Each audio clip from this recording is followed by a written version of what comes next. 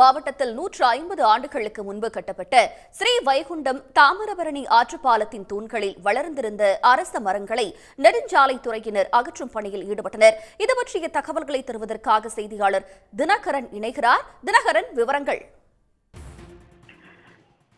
ஸ்ரீவைகுண்டம் தாமிரபரணி ஆற்றில் 150 ஆண்டுகளுக்கு முன்பு கட்டப்பட்ட பாலம் 32 கல் தூண்களும் கம்பீரமாக காட்சியளிக்கிறது.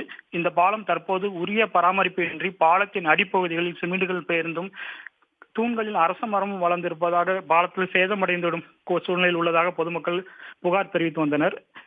இந்நிலையில் பாலத்தில் உள்ள அரச மரங்களை அகற்றி பாலத்தை சீரமைக்க வேண்டும் என பொதுமக்களின் கோரிக்கை குறித்து சன் நியூஸ் செய்தி வெளியாகியது.